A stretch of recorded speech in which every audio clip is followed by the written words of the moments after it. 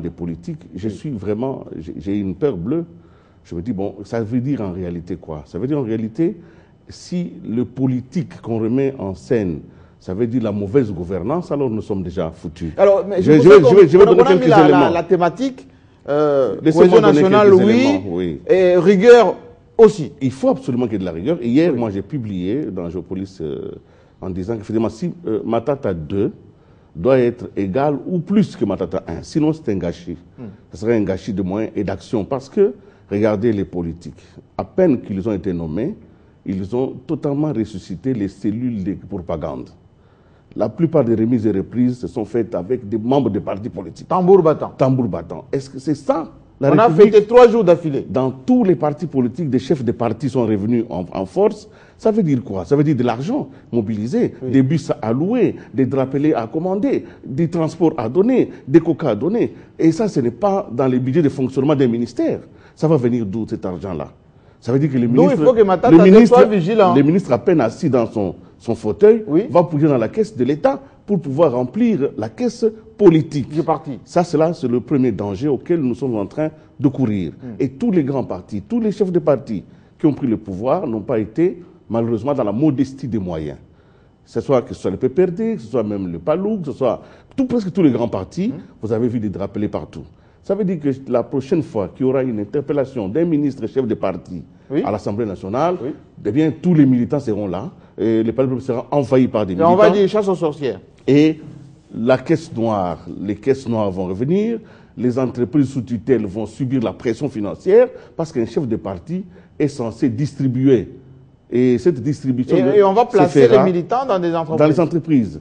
Nous allons donc perdre 2 ans d'une rigueur et quand même d'un assainissement de la gouvernance qui a été obtenu quand même avec beaucoup plus d'efforts. C'est là où il y a ma crainte. Alors, et je vous repose cette question parce que vous-même ici dans cette émission, Willy Kalenga, vous disiez oui, il faut que le gouvernement mette le gouvernement en place absolument. Oui, mais parce qu'il faut que les gens travaillent, les gens ne travaillent oui, parce pas. qu'il y avait eu. Maintenant que le gouvernement est là avec les politiques, vous avez dit ce pays, c'est un pays de politique, de consensus. Je suis logique avec moi-même. Alors, moi, pourquoi est-ce que je regrettais à l'époque? Oui. Il y avait les mesures conservatoires que le Premier ministre avait mises en place, qui avaient pratiquement paralysé le pays.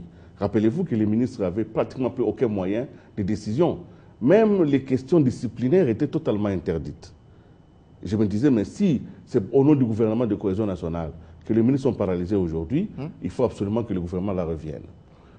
Je veux bien qu'on mette un gouvernement en place. Parce qu'il faut absolument que les Mais quel type de gouvernement d'après vous? Parce que celui-là, il est de cohésion, vous n'en voulez pas. Un type de gouvernement qui correspond aux enjeux de l'heure. Quels sont les enjeux, quels sont les défis auxquels nous sommes confrontés? Nous sommes un pays qui clame tout haut son désir d'émergence, ça veut dire son désir d'être géré comme une bonne démocratie. Nous sommes un pays qui ont des engagements internationaux. Nous sommes aujourd'hui sous couvert de l'accord cadre d'Addis Abeba. Ça veut dire que nous avons des engagements précis que nous devons mener. Nous sommes un pays qui est en train de négocier aujourd'hui avec les bailleurs de fonds pour avoir des très grands projets qui soient des projets transfrontaliers, notamment comme Inga 3 et d'autres. Donc, quand on nomme quelqu'un à un poste ministériel, ce n'est pas pour satisfaire sa couleur politique. Mais est-ce que vous pensez que Matata Mponyo va avoir moins de marge de manœuvre que pendant Matata 1? C'est cela qui est même dit. C'est même ça la volonté de ceux qui viennent. Il ne pourra pas donner des injonctions à Bochab, à Makiachi ou même à Louaka. Ça veut dire qu'un Premier ministre a besoin des moyens pour fonctionner. Et ces moyens-là, c'est quoi? C'est la capacité de compréhension de ses collaborateurs. Mais s'il doit négocier lui-même, le Premier ministre, pour chaque paiement, la compréhension d'un autre ministre, si un ministre refuse simplement de signer un document qu'il a décidé, vous voyez, je ne dis pas qu'il n'a pas le moyen. Il a les moyens institutionnels de gouverner, mais il doit aussi avoir les moyens politiques de faire asseoir cette politique-là. Le gouvernement qui est mis en place aujourd'hui... Il y aura des chantages des partis? Absolument, les partis vont fonctionner. Ils l'ont fait. Nous sommes dans un remake. Hein. Écoutez, pourquoi est-ce qu'on a mis Matata en place? N'oubliez pas qu'on avait déjà un gouvernement avec des chefs de partis. Avec Mouzito. Avec Mouzito. Et que nous avons commencé à regretter. Ça n'avançait pas. La plupart des ministres qui étaient les chefs de parti avaient installé malheureusement des cellules politiques dans leur cabinet.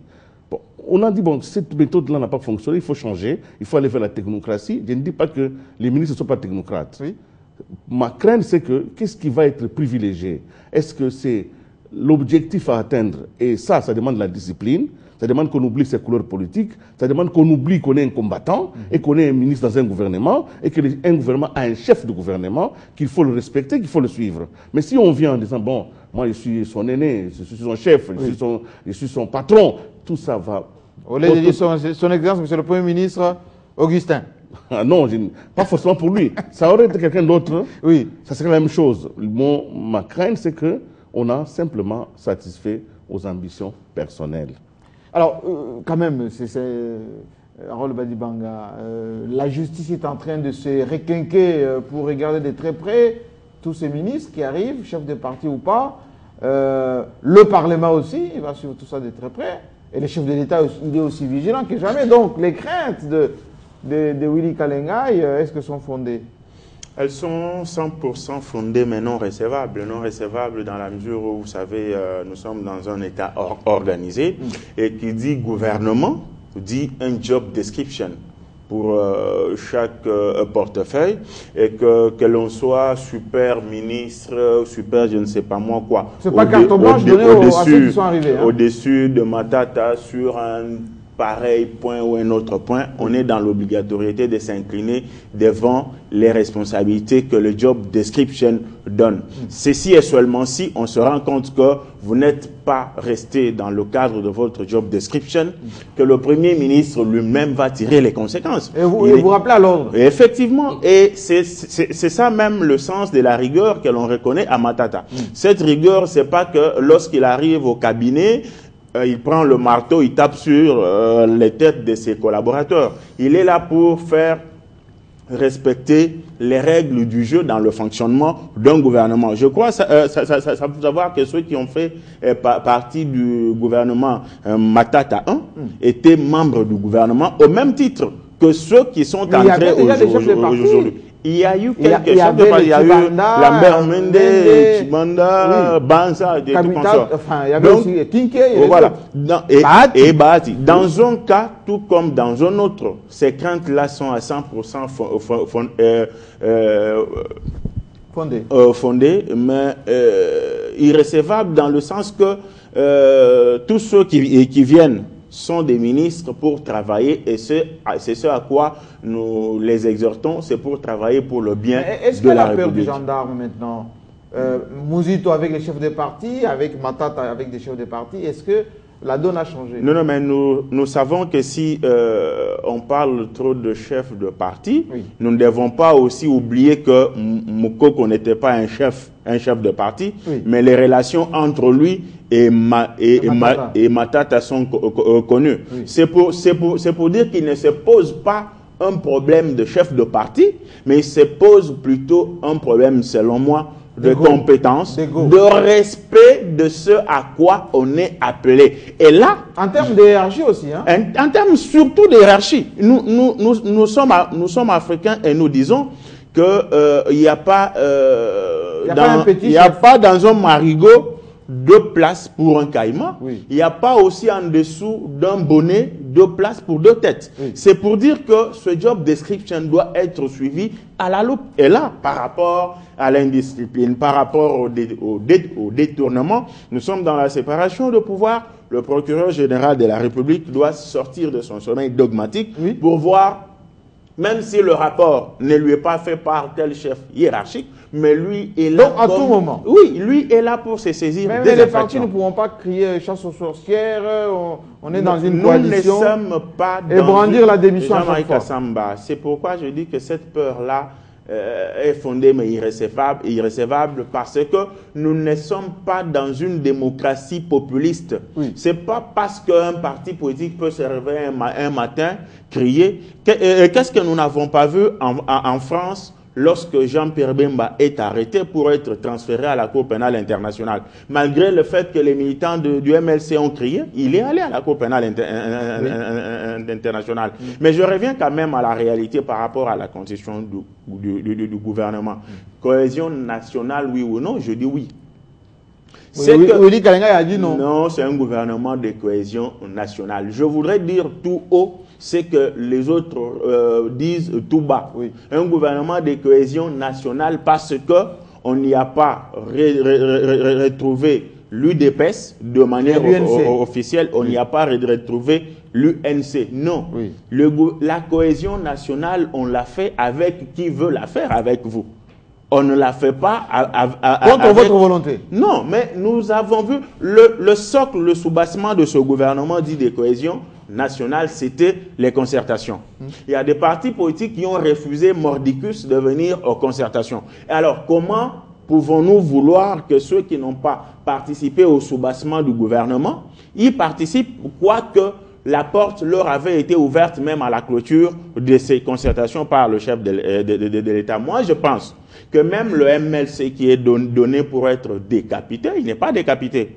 Parce que Baba là, qui se réveille un matin, qui chasse de manière unilatérale en compagnie du professeur Njoli Luaka Kambinga et Gwake Omer, a été contredit dans les minutes qui ont suivi, pas par un individu, mais par le bureau politique du MLC siégeant à 13 sur 16. Ce qui veut dire ce que ça veut dire.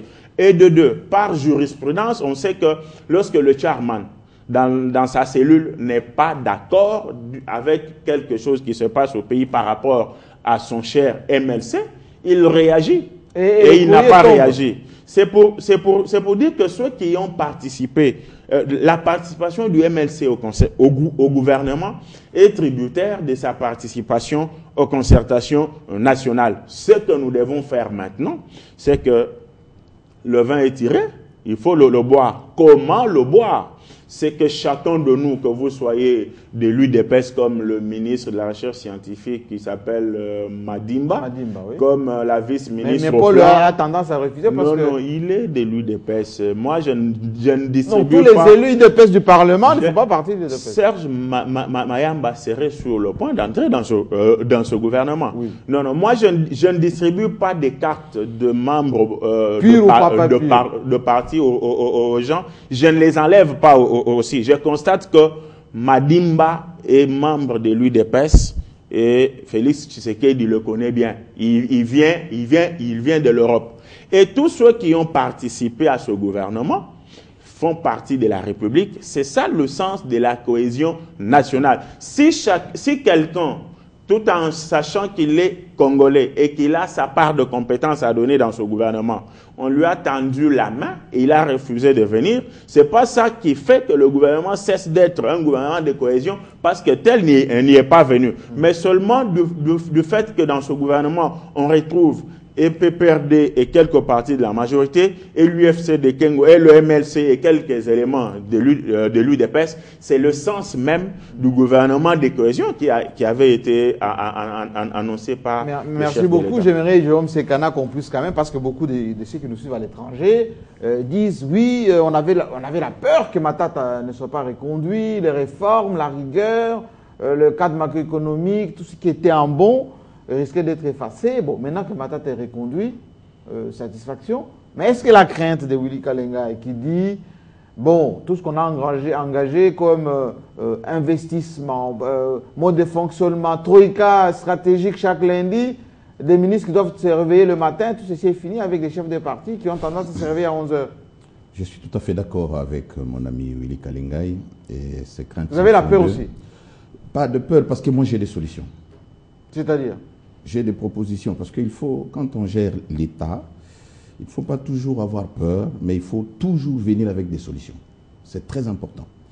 Au jour d'aujourd'hui, la République démocratique du Congo ressemble à un naufragé qui a commencé à s'étirer d'affaires, qui a réussi à sortir la tête de l'eau et qui approche des rivages. Et le chef de l'État est la seule personne capable d'aider ces naufragés à ne pas s'éloigner des rivages et de s'enfoncer à l'intérieur de la mer, entraînés par des vagues d'eau, des risques de connaître une noyade forcée. Je vais expliquer ça plus loin. D'abord, commençons par les commencements. Gouvernement d'union nationale, d'accord, c'est une bonne chose, de cohésion plutôt, d'accord, c'est une bonne chose, mais il y a eu des erreurs de réglage. Casting ou recrutement? Beaucoup d'erreurs de réglage. Sinon, on n'allait pas enregistrer tout ce qu'on a enregistré comme levée des boucliers. 14% des femmes, ce n'est pas bon. Le chef de l'État, c'est 30, hein? Oui, le chef de l'État avait pris l'engagement du haut de la tribune. Mais ce n'est pas les partis politiques qui n'ont pas proposé les 30? Ne vous en faites pas. Il y a toujours, bien sûr, les partis